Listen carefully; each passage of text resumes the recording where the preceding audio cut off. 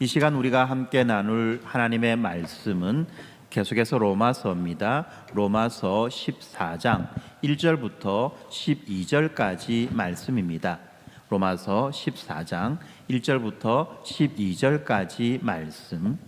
우리 사랑하는 성도 여러분, 지난 한 주간 여러분들 주님의 은혜 가운데 평안하셨습니까? 네, 함께 이 예배의 자리에 나오신 여러분들에게 하나님의 그 크신 평강이 함께 하시기를 소망합니다. 오늘날 우리가 살아가는 이 21세기는요, 인류 역사상 그 어느 때보다도 이 기술적으로 발전되어 있고 또 관계적으로 연결되어 있는 아주 풍요로운 사회입니다. 그렇지 않습니까? 조선시대의 왕의 생활보다 오늘날 우리 일반 이 서민들의 삶이 훨씬 더 풍요롭다라고 말할 정도로 우리가 살아가는 시대는 그야말로 인류의 역사상 가장 풍성하고 풍요로운 시대라고 말할 수 있습니다. 연결도 마찬가지입니다. 초연결 사회라고 말할 정도로 이 스마트폰 하나면은 이 지구 반대편의 소식을 실시간으로 접할 수 있습니다. 그리고 이 소셜 미디어를 통해서 수많은 사람과 한 번도 만나보지도 못했고 알지도 못하는 그 수많은 사람들과 친구가 될 수도 있습니다. 그런데 여러분, 역설적이게도요, 우리는 그 어느 때보다도 심각한 분열과 단절, 그리고 고립과 결핍을 경험하고 있습니다. 초연결 사회 속에서의 단절, 왕보다도 더 풍요롭고 풍성한 그런 사회 속에서의 결핍, 이런 역설적인 그런 문제를 우리가 가지고 있다는 것입니다. 특별히 오늘날 많은 사람들이 이야기합니다. 뉴스 보기 겁난다. 뉴스 보기 겁난다. 무슨 사회 흉악범죄가 만연해서 그런 것이 아니지요. 이 정치적인 이념의 차이, 이 정치적인 이념의 차이 때문에 그렇습니다. 이 차이가 이제는 어떤 건전한 이 토론의 영역을 넘어섰죠. 그래서 서로를 향해서 당신은 나와 생각이 다르네요 라고 말하는 대신에 어떻게 말합니까? 요즘에는 당신의 생각은 틀렸어, 당신은 악이야. 그리고 어디까지 이르렀습니까? 당신 같은 사람은 이 지구상에서 사라져야 돼 라고 하는 이 저주를 퍼붓는 그런 혐오의 시대가 되었다는 것입니다. 좌우, 보수와 진보, 세대와 성별로 쪼개어진 이 세상, 그죠? 이 좌와 우로, 그리고 보수와 진보로, 그리고 세대로, 성별로 이렇게 쪼개지고 쪼개진 이 세상은 마치 이 깨진 유리 조각처럼 날카롭게 서로를 아프게 찌르고 있다는 것입니다. 안타깝게도 이런 세상의 거친 파도가 이젠 마침내 이 교회의 문턱을 넘어 들어왔습니다. 우리 거룩한 공동체 안으로 밀려 들어왔습니다. 여러분, 교회가 뭡니까? 주님의 피로 값주고 사신 교회 아닙니까? 주님의 피로 값주고 사신 이 교회, 사랑으로 하나 되어야만 할 이 교회에서도 우리는 보이지 않는 벽을 느끼게 됩니다. 정치적인 견해가 다르다는 이유로 식사 자리에서 언성이 높아집니다. 예배 때 부르는 이 찬양 스타일이 내 취향과 다르다는 이유로 그냥 찬양을 부르지 않고 팔짱을 낀 채 그렇게 있습니다. 뿐만 아니죠, 이 자녀 교육 방식의 차이도 있습니다. 그리고 이 재정을 사용하는 관점의 차이도 있습니다. 이러한 수많은 다름들이 우리 사이를 갈라놓는 칼날이 되어버린 이 현실을 우리는 부인할 수 없는 것입니다. 그런데 이 바울 사도가 펜을 들어 이 로마서를 기록했는 이 로마 교회의 그 당시 상황은 지금 우리와 놀랍게도 유사했다는 것입니다. 이 로마 교회의 역사적 배경을 한번 잠시 살펴본다면 서기 49년경 이 로마 황제 클라우디우스는 이 유대인들이 로마 시내에서 소란을 일으킨다는 그 이유로 모든 유대인들을 로마에서 추방하는 칙령을 내렸습니다. 모든 유대인들을 로마에서 추방하는 그런 일이 벌어졌다는 거죠. 그때 우리가 알고 있는 유명한 인물들, 브리스길라, 아굴라와 같은 이런 신실한 유대인 지도자들도 이제 눈물을 머금고 로마를 떠나야만 했던 것입니다. 그 시간이 약 5년 정도의 시간이 걸렸습니다. 이 5년 동안 로마 교회는 이제 유대인 신자들은 모두 사라지고 이방인 기독교인들, 다시 말하면 로마 현지인들 중심으로 교회가 운영되었습니다. 예, 이 로마인들, 로마 현지인들, 이방 신자들은 이 유대율법의 엄격한 규례로부터 비교적 자유로웠습니다. 그리고 이 로마의 그 시장 문화에 익숙해 있던 사람입니다. 그런데 서기 54년 이 클라우디우스가 황제가 죽고 이 황제가 내렸던 칙령이 효력을 잃게 되자 이제 추방당했던 그 유대인 성도들이 다시 로마로 돌아오기 시작했습니다. 5년 만에 이 로마 교회로 돌아왔다는 거죠. 그런데 5년 만에 돌아온 이 유대인들이 보는 그 로마 교회의 풍경 자체는 충격 그 자체였던 것입니다. 왜 그렇습니까? 유대인들이 보기에 이 이방인 형제들은 안식일을 엄격하게 지키지 않고 있습니다. 또한 이 시장에서 파는 고기를 아무 거리낌 없이 사다 먹으며 즐거워하고 있었습니다. 당시에 여러분들이 알고 있듯이 이 시장에서 파는 고기의 대부분은 어떤 겁니까? 바로 이방 신전에 제물로 바쳐졌다가 시장으로 유통되는 그런 것들이었습니다. 다시 말하면 이 우상에게 바쳤던 그 제물을 사다가 먹는다는 거죠. 그러니까 어떤 일이 있습니까? 이 율법을 생명처럼 여겨왔던 이 유대인들은 이 상황을 바라볼 때에 어떤 단순한 어떤 문화적 차이 정도로 바라본 것이 아니었다는 거죠. 그것은 바로 이 거룩함의 상실이었습니다. 타락이었습니다. 그리고 배교에 가까운 그런 일들이었다는 것입니다. 어마어마한 충격을 받았다는 거예요. 도대체 교회가 어떻게 하다 이렇게 됐느냐 라는 한탄을 했던 것입니다. 그런데 그 반면에 이 복음 안에서 율법으로부터의 자유를 만끽하고 있던 이 이방인 성도들, 복음의 자유를 마음껏 누리며 살아가던 이 이방인 성도들은 이 유대인들의 그 깐깐하고 고리타분한 태도를 바라보며 그것은 답답한 옛 관습이자 복음의 후퇴로 느꼈다는 것입니다. 마치 어떤 꼰대와도 같은 그런 느낌을 받았다는 거예요. 한쪽은 어떻게 인간이 이럴 수 있나, 신자가 어떻게 이럴 수 있나, 이거는 도대체 믿는 거 맞아? 라는 생각을 하고, 또 한쪽은 왜 저리 답답해, 숨 막혀 죽겠네 가 되었던 것입니다.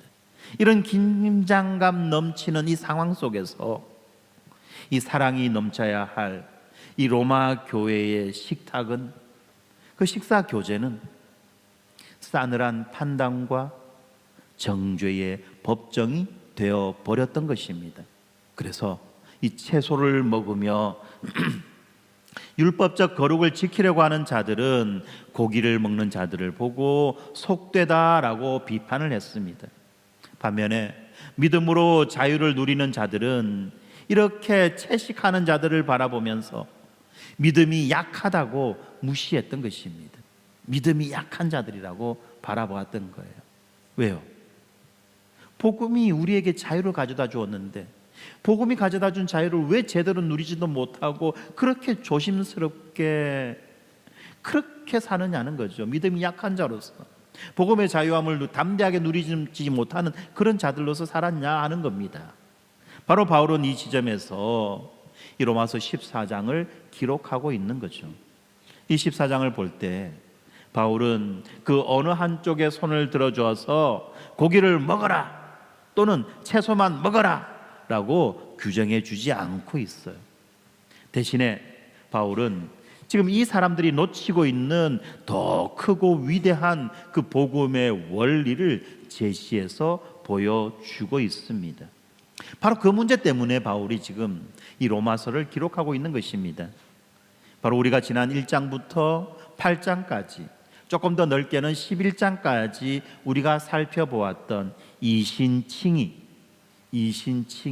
믿음으로 의롭다함을 얻는다라고 하는 이 이신칭의의 은혜, 다르게 표현하면 자격 없는 자를 받아주신 하나님의 사랑이 실제 우리의 관계 속에서 어떻게 나타나야 하는지에 대한 이 가르침을 지금 바울은 알려주고 있는 것입니다. 그래서 오늘 우리는 이 말씀을 통해서 이 혐오와 배제의 시대를 거스르는 하나님 나라의 그 거룩한 환대와 연합의 비밀을 함께 발견하게 되기를 간절히 소망합니다. 먼저 바울은 이 갈등의 한복판에 있는 성도들에게 매우 구체적이고도 혁명적인 행동 지침을 제시해 보여줍니다. 1절입니다. 1절. 믿음이 연약한 자를 너희가 받되 그의 의견을 비판하지 말라. 믿음이 연약한 자를 너희가 받되 그의 의견을 비판하지 말라. 여기에서 바울이 사용하는 이 믿음이 연약한 자라는 이 표현을 여러분 오해해서는 안 됩니다. 이 누가 믿음이 연약한 자냐라고 할 때 이것은 신앙심이 부족하거나 구원의 확신이 없는 사람을 말하는 것이 아니라는 거예요. 우리는 흔히 이렇게 생각하지 않습니까? 그러나 본문에서는 그런 사람들을 말하는 것이 아니라는 것입니다. 이 본문의 맥락에서 이 믿음이 연약한 자를 살펴보면 그 사람은 이 율법적 관습과 양심의 가책 때문에 고기를 먹지 못하고 채소만 먹는 사람, 특정한 절기를 반드시 지켜야만 한다고 믿었던 사람, 주로 이 유대적인 배경을 가지고 있는 그 성도들을 가리키는 것입니다. 그들은 하나님을 너무나도 사랑했기 때문에 혹시라도 이 부정한 음식을 먹어서 하나님께 죄를 지을까봐 두려워했던 신실한 사람들이었습니다. 이들이 어떤 이 음식을 통해서 절기를 지킴으로 구원을 얻으려고 했던 것이 아니라 이미 구원 얻은 자로서 그들은 하나님을 너무나 사랑했기 때문에 혹시라도 하나님이 원하지 않는 이런 부정한 음식을 먹어서 하나님께 죄를 지을까 봐 그렇게 두려워했던 신실한 사람들이 오늘 본문에서는 믿음이 약한 자라고 말하고 있다는 것입니다. 그런데 반대로 이 강한 자가 있습니다. 강한 자, 믿음이 강한 자라는 거겠죠. 이 강한 자는 어떤 자입니까? 예수 그리스도의 그 십자가 복음으로 율법의 모든 저주가 끊어졌음을 믿고 모든 음식과 날짜가 주 안에서 깨끗하다라고 하는 이 확신을 가지고 있는 주로 이방인 성도들을 말하고 있는 것입니다. 그렇지 않습니까? 우리가 복음을 자세히 알게 되고 배우게 될 때 얻게 되는 결론이 무엇입니까? 예수 그리스도의 그 십자가 복음으로 율법의 모든 저주가 끊어졌다. 이제 더 이상 어떤 음식이나 어떤 절기가 우리를 더 깨끗하게 만들어주는 것이 아니라 십자가에서 이루신 예수 그리스도의 그 공로, 우리가 그것을 믿음으로 의롭다함을 얻는 이 칭의, 이것이 우리를 의로운 자, 깨끗한 자로 만들어주는 것이다 라고 하는 이 복음의 진리죠. 이 복음의 진리에 대한 믿음과 확신을 가지고 있는 이 자들이 바로 강한 자였다는 것입니다. 그런데 여기에서 우리가 주목할 것이 있습니다. 바울은 지금 강한 자, 약한 자로 이렇게 나누는 것이 강한 자가 신학적으로 옳고 약한 자는 틀렸다라고 하는 이런 판결을 내리기 위해서가 아니라는 것입니다. 앞뒤 다 자르고 교리적으로만 본다면 바울은 강한 자의 편이었습니다. 그렇지 않습니까? 바울이 전했던 복음의 내용이 그거예요. 그래서 이 교리적으로만 본다면 바울은 강한 자의 편이었습니다. 그렇지만 바울은 강한 자들에게 당신들이 옳으니 저 약한 자들을 가르쳐 주라라고 하지 않았어요. 그 대신에 이렇게 말합니다. 그들을 받아주라, 그들을 받으라 라고 명령합니다. 받아라, 영어 단어 웰컴. 이 받으라는 이 말의 헬라어 원어인 프로슬람바노, 이 말은요 어떤 말이냐면 단순하게 참아주라 또는 옆에 있게 해주라 라는 이런 소극적인 뜻이 아니라는 거예요. 받아주라는 거잖아요. 무슨 말입니까? 나의 가정으로, 나의 삶의 영역으로, 나의 친구로 그를 깊이 맞아들여라라는 것입니다. 나의 가정으로 그를 맞아들이고, 나의 삶의 영역으로 그를 맞이해드리고, 나의 친구로 그를 받아들여 주라는 거예요. 그래서 여기에 나오는 이 받으라라고 하는 이 말은 아주 적극적이고 따뜻한 환대의 언어라는 것입니다. 마치 이 탕자가 돌아왔을 때 아버지가 맨발로 뛰어나가서 그를 끌어안았던 것처럼 나와 다른 의견을 가진 그 형제를 가슴으로 품어주라는 것입니다. 그런데 여기는 조건이 있습니다. 어떤 조건입니까? 그의 의견을 비판하지 말라. 그의 의견을 비판하지 말고 가슴으로 그를 받아주라는 거예요. 그를 받아주되 끊임없이 논쟁을 걸거나 당신의 생각은 틀렸어라고 지적하며 괴롭히지 말으라는 겁니다. 도대체 왜 그렇게 해야 됩니까? 내 눈이 보기에는 저 사람의 행동이 너무나도 답답하고 율법주의적이고 또는 반대로 너무나도 자유분방하고 세속적인데 어떻게 받아줄 수 있다는 말입니까? 바울은 3절에서 그 흔들릴 수 없는 절대적인 신학적 근거를 제시해 줍니다. 이는 하나님이 그를 받으셨습니다. 이는 하나님이 그를 웰컴 했기 때문에 하나님께서 그를 이미 받아들여 주셨고 그를 안아주셨고 그를 맞이해 주셨기 때문에 그렇게 해야 된다는 거죠. 이는 하나님이 그를 받으셨습니다. 사랑하는 성도 여러분, 이 짧은 문장, 하나님이 그를 받으셨다라고 하는 이 짧은 문장이 오늘 우리들의 심장을 뛰게 해야만 합니다. 우리가 이 나와 스타일이 다르고 또 지지하는 정당이 다르고 신앙이 색깔이 다른 그분, 김 집사님, 이 권사님을 우리가 용납해야 되는 이유가 그분들의 논리가 타당해서가 아니라는 거죠. 그분들이 내 마음에 들어서도 아니라는 겁니다. 이유는 단 하나입니다. 바로 이 우주의 재판장이신 거룩하신 하나님께서 이미 그를 너는 내 사랑하는 아들이다, 너는 내 사랑하는 딸이다 라고 선언하시며 자신의 품에 안아주셨기 때문에 그렇다는 것입니다. 하나님이 합격이라고 도장을 찍어주신 그 사람을, 하나님이 하나님의 그 식탁에 초대하신 그 사람을 감히 우리가 무슨 자격으로 당신은 자격 미달이야, 당신은 우리와 어울릴 수 없어 라고 밀어낼 수 있겠느냐는 말입니다. 이것은, 이렇게 하는 것은 하나님의 권위에 도전하는 무서운 교만입니다. 4절에서 바울은 더 강력한 비유를 들어줍니다. 남의 하인을 비판하는 너는 누구냐? 남의 하인을 비판하는 너는 누구냐? 무슨 말입니까?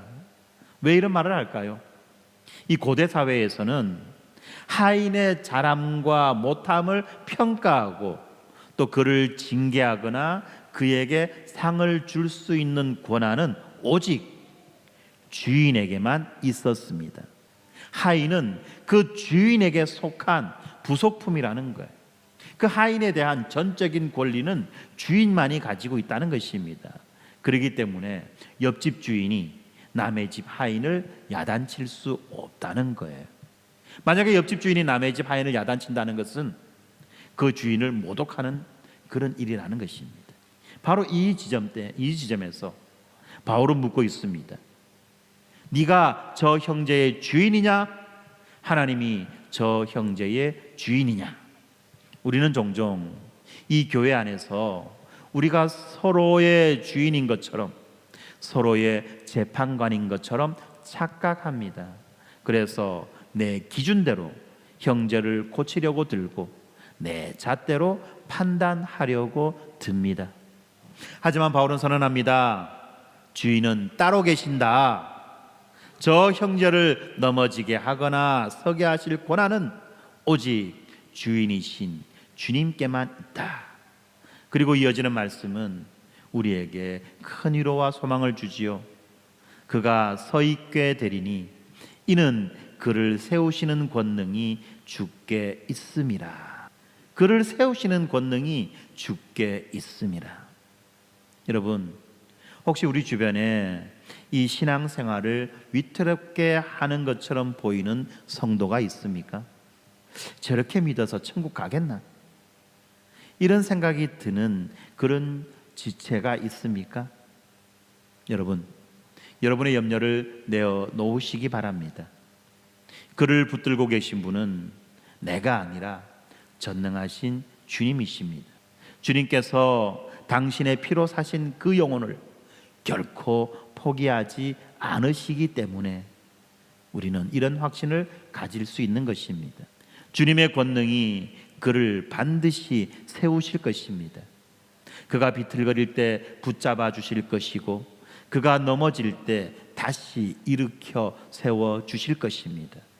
그러므로 우리의 역할은 그를 평가하는 심사위원이 아니라 하나님이 받으신 그 형제를 함께 기뻐하며 응원하는 가족이 되는 것입니다. 바로 이것이 복음이 우리에게 가르쳐주는 진정한 환대입니다. 어떤 견해의 차이가 있고 생각의 차이가 있을 때, 여러분, 이러한 견해의 차이가 있고 생각의 차이가 있을 때 우리는 어떻게 해야 될까요? 너와 나의 차이가 무엇인지를 분석하고 비교하고 판단하는 것이 아니라, 그럼에도 불구하고 하나님이 우리에게 주신 복음의 본질이 무엇인지를 다시 한 번 더 돌아보고 붙잡는 것입니다. 다시 한 번 더 돌아보고 붙잡는 거예요. 복음의 본질을. 나도 복음의 본질을 붙잡을 뿐만 아니라 나와 생각이 다른 그도 복음의 본질을 붙잡아야만 할 것입니다. 복음의 본질을 잃어버리게 되면 이런 사소하고 작은 생각의 차이들이 삽시간에 우리를 휘감게 되고 우리를 분열의 길로 이끌어 가게 되는 것입니다.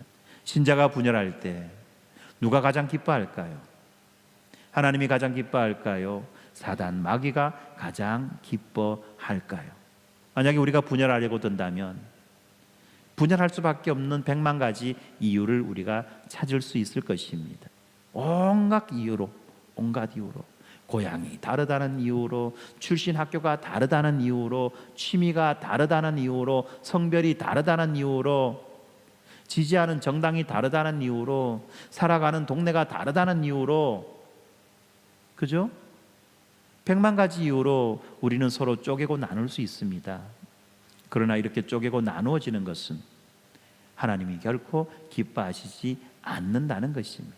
수많은 차이가 있고 수많은 다름이 있음에도 불구하고 그 차이와 다름을 넘어가게 해주는 단 한 가지, 그것은 바로 복음이라는 거예요.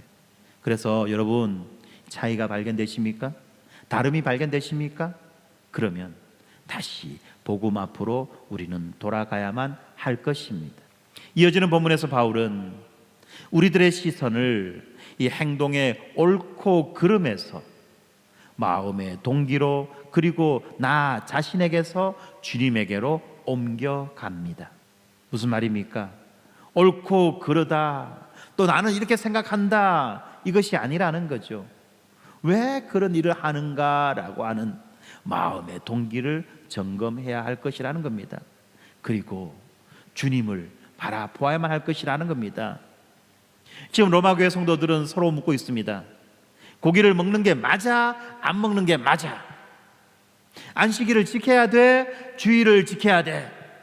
이것은 그들에게는요, 마치 죽고 사는 문제인 것처럼 아주 심각한 문제였습니다. 아주 심각한 문제였다는 겁니다. 마치 죽고 사는 문제가 여기에 달린 것처럼. 하지만 바울은 이것이 정답이다라고 말하는 대신에 각자 자기 마음에 확증하라고 말합니다. 각자 자기 마음에 확정하라, 이렇게 말하면서 이 문제의 핵심을 완전히 다른 차원으로 끌어올리고 있습니다. 6절을 봅니다. 6절에 뭐라고 말씀합니까? 나를 중히 여기는 자도 주를 위하여 하고 먹는 자도 주를 위하여 먹으며 하나님께 감사하고 먹지 않는 자도 주를 위하여 먹지 아니하며 하나님께 감사한다고 말하고 있습니다. 그렇습니다. 이렇게 겉으로 드러나는 그 행동은 정반대의 행동입니다. 한쪽은 자유롭게 고기를 먹습니다. 또 한쪽은 절제하며 채소만 먹습니다. 한쪽은 안식일을 엄수합니다. 또 다른 한쪽은 모든 날을 동일하게 여깁니다. 너무 다르죠? 마치 기름과 물처럼 너무 다른 거예요. 그런데 바울이 그들의 그 중심을 들여다보니까 너무나도 놀랍게도 이 두 그룹 모두가 그들의 마음 가장 깊은 곳에는요, 아주 동일한 열망이 있었다는 것입니다. 그것을 발견했다는 거예요. 어떤 열망입니까? 나의 주님을 기쁘시게 하고 싶다. 나는 우리 주님을 기쁘시게 하고 싶다라고 하는 이 사랑의 동기가 그들 마음 안에 가득했다는 겁니다. 우리가 본문을 볼 때 이 본문에서 이 채식하는 성도는 왜 채소만 먹습니까? 그들이 왜 채소만 먹고 있나요? 고기는 안 먹고. 율법을 지켜서 구원을 받으려고 하는 것이 아니라 주님을 너무너무 사랑해서 혹시라도 우상에게 바친 제물을 먹어 주님의 마음을 아프게 해드릴까 봐 스스로를 절제하고 있습니다. 정말 귀한 일이죠. 잘하는 일입니다. 그런데 고기를 먹는 성도는 왜 고기를 먹습니까? 그것도 기쁘게, 그것도 감사하며 왜 그 고기를 먹습니까? 우상에게 바친 것일 수도 있는 그 고기를 그들은 왜 먹을까요? 바로 주님이 주신 자유에 너무나 감사해서 하나님이 주신 모든 음식을 기쁨으로 누리며 주님을 찬양하는 것입니다. 우상이 뭐냐고? 우상이 뭐라고? 아무것도 아닌데, 껍데기인데. 우상보다 더 크신 하나님, 복음으로 우리에게 자유를 주신 그 하나님, 그 하나님의 그 은혜를 우리가 알기에, 하나님의 그 자유 주신 그 자유를 우리가 알기에 자유를 마음껏 누리는 것이 하나님을 기쁘시게 하는 것이고, 자유를 마음껏 누리는 것이 복음의 가치를 드러내는 것이라는 것을 알기에 모든 음식을 기쁨으로 누리며 주님을 찬양하는 거예요. 이들이 지금 보여주는 행동의 양식은 완전히 다릅니다. 정반대예요. 그렇지만 그들의 마음의 동기, 그 마음의 방향은 정확하게 한 분, 예수 그리스도를 향하고 있는 것입니다. 여러분, 이것이 바로 우리의 삶을 지배하는 가장 중요한 원리인 바로 코람데오, 하나님 앞에서의 삶이라는 것입니다. 이 7절과 8절에서 바울은 우리들의 정체성을 새롭게 규정해 주고 있습니다. 우리 중에 누구든지 자기를 위하여 사는 자가 없고 자기를 위하여 죽는 자도 없도다. 우리가 살아도 주를 위하여 살고 죽어도 주를 위하여 죽나니 그러므로 사나 죽으나 우리가 주의 것이로다. 사랑하는 성도 여러분, 이 고백은요 단순한 어떤 종교적 구호가 아닙니다. 이것은 예수 그리스도를 믿는 모든 신자의 그 존재론적 소속이 완전히 바뀌었다는 혁명적인 선언인 것입니다. 모든 신자의 그 존재가 바뀌었다는 거예요. 소속이 바뀌었다는 거예요. 예수님을 믿기 전에 우리는 나 자신을 위해 살았습니다. 자기 자신만을 위해 살았습니다. 그래서 나의 행복과 나의 성공과 나의 만족이 인생의 목표였습니다.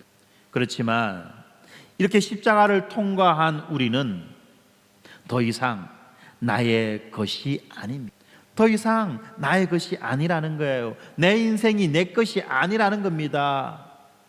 나는 이제 주님의 노예된 자로서 살아가게 되었다는 것입니다.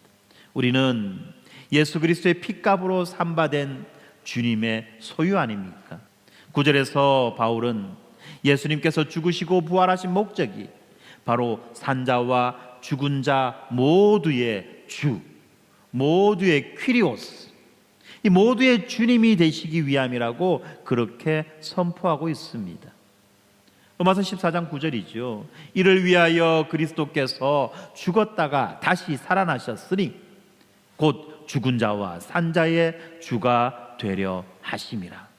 그러므로 우리가 예수 그리스도를 믿는다고 하는 것은 바로 예수가 나의 주님, 나의 퀴리오스입니다 라고 하는 것을 믿는 거예요. 예수가 나의 주님입니다 라고 하는 것을 믿는다는 말은 다르게 표현하면 나는 더 이상 나의 것이 아니라, 내 인생은 더 이상 나의 인생이 아니라 이제 주님의 것입니다, 주님의 인생입니다 라고 하는 것을 믿는다는 것입니다. 바로 우리가 이러한 주권사상, 로드십이라고 말하죠. 로드십, 주님을 인정하는 거예요. 주권 인정이라고. 우리가 통상적으로 쓰는 주권과는 다릅니다. 우리가 통상적으로 쓰는 주권은 내가 주인이죠. 내가 주인이라는 주인의식이에요. 그러나 여기에서 말하는 로드십은 내가 주인이라는 주인의 그런 주권이 아니라 하나님이 나의 주님입니다 라고 하는 주권이에요. 하나님의 주권이에요. 그것을 진정으로 받아들인다면 이 교회 안의 갈등은 전혀 새로운 국면을 맞이하게 될 것입니다. 내가 그토록 이해할 수 없었던 저 집사님의 행동, 나와 신학적 색깔이 너무나도 달라서 불편하게 들렸던 저 목사님의 설교, 또는 나와 정치적인 성향이 정반대인 저 사람의 주장, 이 모든 것들을 바라보는 눈이 달라지게 된다는 것입니다. 그래서 이런 결론을 내리는 거죠. 아, 저분도 결국은 자신의 방식대로, 자신의 양심에 비추어 주님을 사랑하려고 저렇게 몸부림치고 있는 것이구나. 자신의 방식대로, 자신의 양심에 비추어 주님을 사랑하기 위해서 저렇게 몸부림치고 있는 것이구나 라고 하는 이런 생각을 하게 된다는 것입니다. 나와는 표현 방식이 다르지만 저분 안에도 주님을 향한 뜨거운 사랑이 있구나라고 생각하게 된다는 것입니다. 이렇게 인정하게 될 때 우리는 비로소 왜 나처럼 하지 않아? 라고 따지는 것을 멈출 수가 있죠. 대신에 집사님도 주님을 참 사랑하시는군요. 집사님의 방식이 주님께 영광이 되기를 바랍니다라고 축복해 줄 수 있는 영적인 여유가 생기는 것입니다. 여러분, 다름은 더 이상 틀림이 아니죠. 다름과 틀림은 별개의 것입니다. 한 주님을 섬기는 이 풍성하고 다양한 모습으로 이 우리의 다름이 승화된다는 것입니다.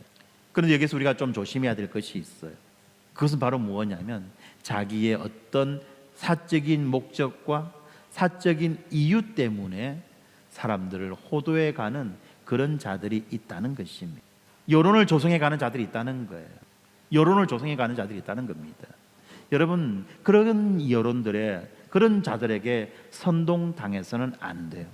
그런 자들에게 선동당할 것이 아니라 먼저 내 안에 복음이 충만해야만 할 것입니다. 나 안에 충만한 이 복음으로 상대를 바라보아야지요. 오른쪽에서 여론을 선동하는 사람들, 왼쪽에서 여론을 선동하는 사람들에게 휩쓸리고 선동당하면 우리는 그 순간 복음을 잃어버리게 됩니다. 그리고 그렇게 복음을 잃어버리게 될 때, 잃어버리자마자 우리는 상대를 적으로 여길 수밖에 없는 것입니다. 내가 주입받은 생각이 있어요. 내가 주입받은 사상이 있습니다. 그리고 그렇게 주입받은 생각과 사상으로 상대를 판단하는 거예요. 지금 우리 사회는 그런 사회입니다. 선동당하는 사회예요. 그럴듯한 말로 오른쪽에서 선동하는 사람들이 많이 있습니다. 왼쪽에서 선동하는 사람들이 많이 있습니다. 왜요? 그게 자기들에게 이익이 되기 때문에, 그게 자기들의 권력이 되기 때문에 사적인 이익과 사적인 권력을 획득하기 위해서 사람들을 선동하는 겁니다. 많은 사람을 선동하면 할수록 더 많은 이익과 더 많은 권력을 누리기 때문에 그들은 그렇게 하는 거예요. 속지 마세요. 속지 마세요. 주입되는 사상을 맹목적으로 무비판적으로 받아들일 것이 아니라 먼저 복음을 내 안에 충만하게 여러분들 그렇게 해야만 합니다. 그러지 않으면 우리는 너무나도 쉽게 선동당할 수밖에 없습니다. 왜요? 그들의 말이 너무나도 그럴듯하거든요. 너무나도 달콤해요. 너무나도 통쾌해요. 그래서 그런 짓 하는 거예요, 여러분들. 복음입니다. 복음입니다. 복음으로 먼저 자신을 충만하게 하고 그 복음의 눈으로 상대방을 바라보아야만 할 것입니다. 이거는 누구에게나 다 마찬가지입니다. 빨간당 지지하는 사람도 마찬가지고 파란당 지지하는 사람도 마찬가지고 오른쪽에 서 있는 사람도 마찬가지고 왼쪽에 서 있는 사람들도 마찬가지라는 거예요. 특히 오늘날의 사회는 알고리즘이 지배하는 사회 아닙니까? 알고리즘. 이 알고리즘에 의한 강력한 지배를 당하는 사회가 오늘날의 사회입니다.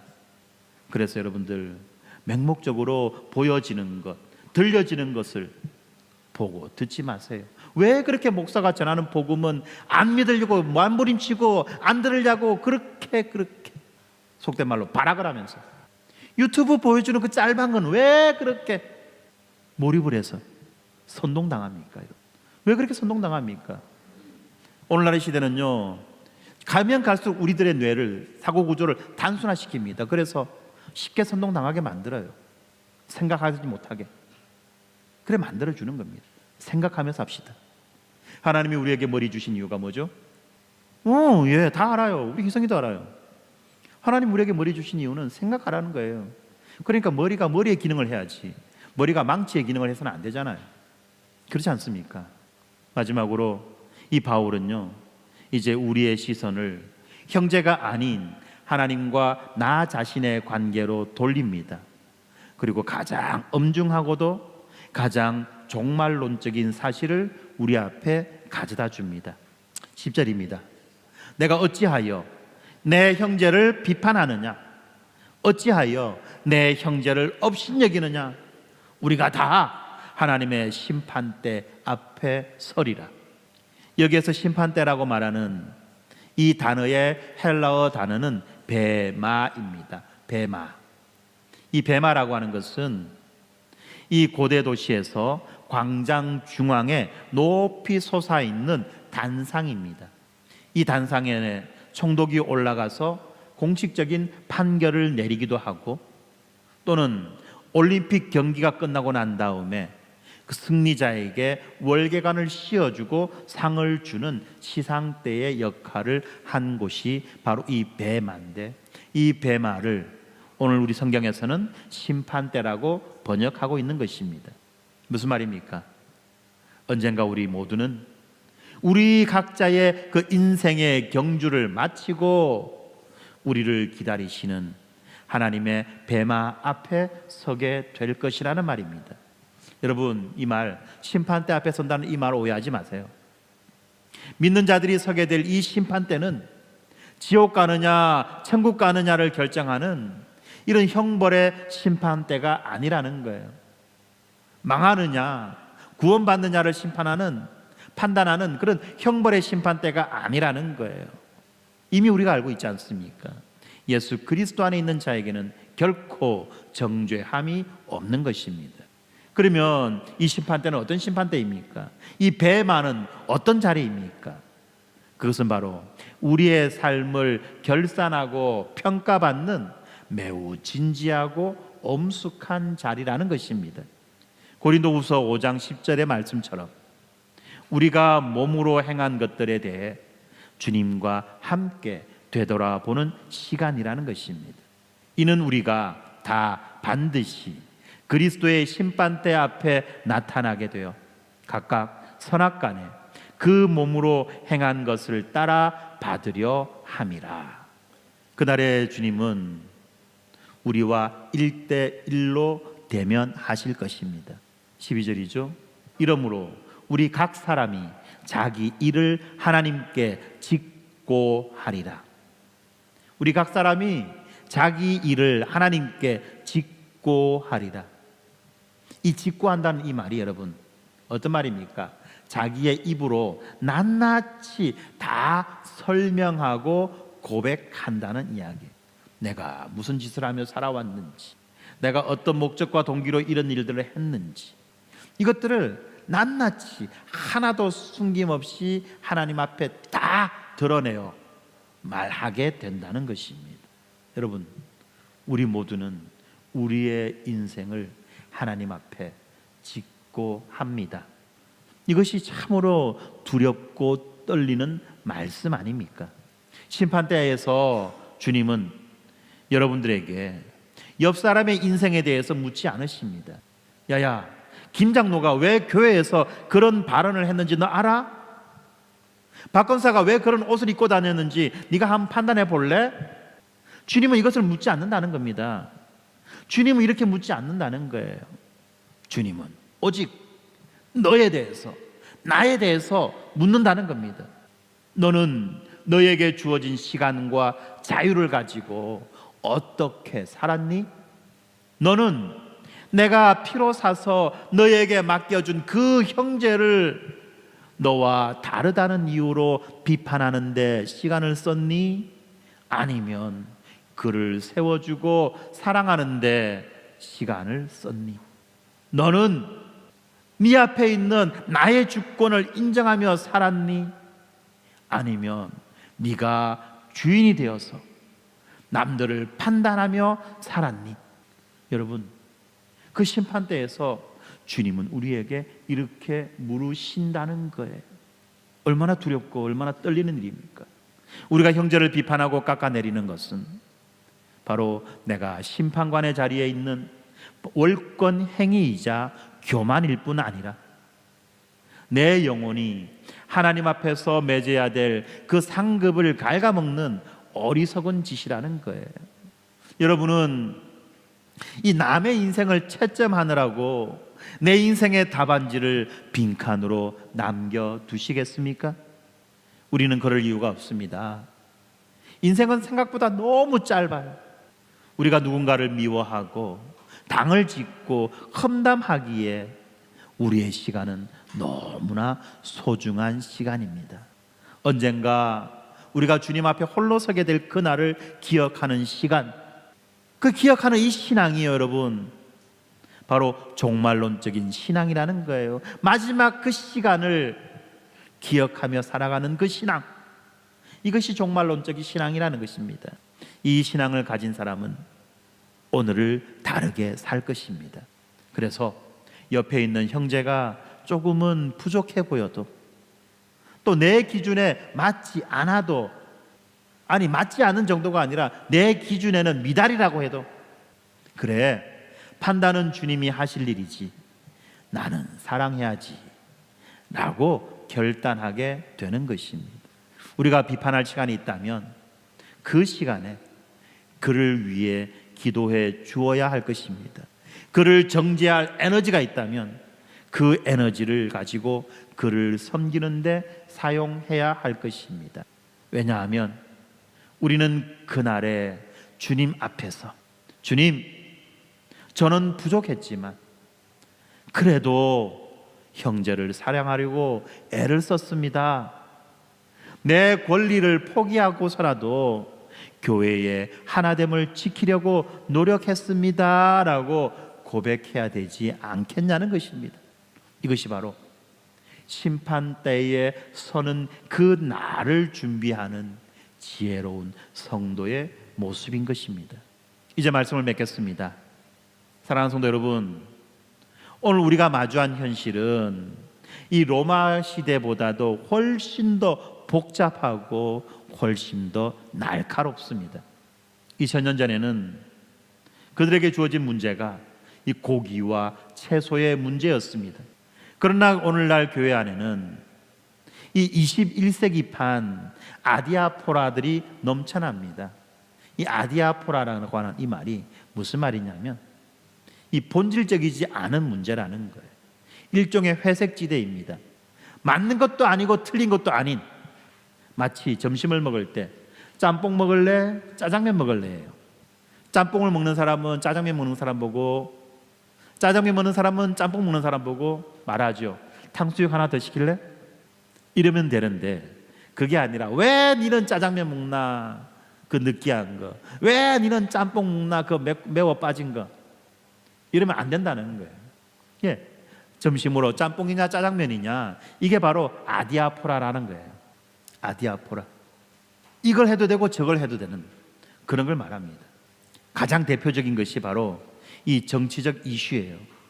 어떤 성도들은 이 보수적인 가치가 성경적 가치라고 굳게 믿습니다. 어떤 분들은 이 진보적인 정의가 하나님 나라에 더 가깝다고 확신합니다. 그래서 선거철만 되면 교회가 몸살을 앓지요. 이제는 선거철이 아닙니다. 이제는 어떤 이슈만 터지면 바로 쫙 나뉩니다. 홍해가 갈리듯이. 옛날에는 전라도와 경상도를 가로질렀는데 이제는 전라도 경상도가 아니라 이제는 빨간 당과 파란 당을 가로지르는 거예요. 문화적인 이슈도 마찬가지입니다. 어떤 사람들은 교회 안에서 드럼치고 현대적인 음악을 하는 것에 대해서 은혜롭다, 신난다라고 말하지만 어떤 사람들은 경박하다라고 여깁니다. 이거는 그냥 더한 것도 있어요. 자녀들의 옷차림 문제. 우리 교회는 감사하게도 젊은 아가씨들이 없어가지고 여름이 돼도 아무데나 쳐다봐서 참 좋습니다. 이런 문제들 있지 않습니까? 또 이 문신, 또 어떤 미디어의 사용, 그죠? 얼마 전에 어제입니까 아래입니까? 참 비극적인 일이 하나 있었죠.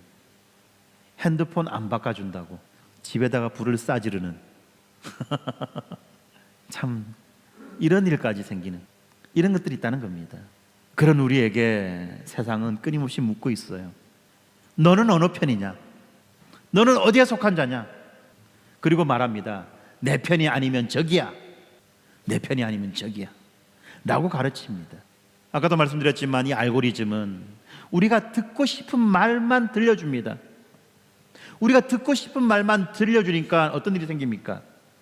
상대방의 입장과 상대방의 생각을 듣지 못하게 만들었죠. 그래서 편견을 강화시킵니다. 반대편을 악마화합니다. 그렇지만 오늘 우리가 보는 이 로마서의 말씀은 우리에게 세상과는 전혀 다른 새로운 방법, 제3의 길을 우리에게 보여주죠. 어떤 길입니까? 사랑으로 완성되는 그 연합의 길입니다.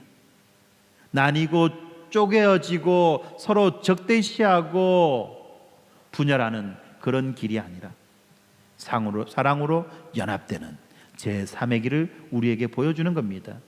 이 길은 본질에는 일치를, 비본질에는 자유를, 그리고 모든 것에는 사랑을 실천하는 길입니다. 그렇죠. 이 본질적인 것에는 우리는 반드시 일치해야만 합니다.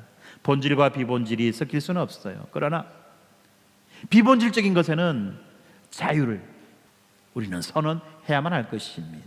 그리고 이러한 모든 것에 본질적인 것이든 비본질적인 것이든 이런 모든 것에는 사랑을 가득 담아야만 한다는 것입니다.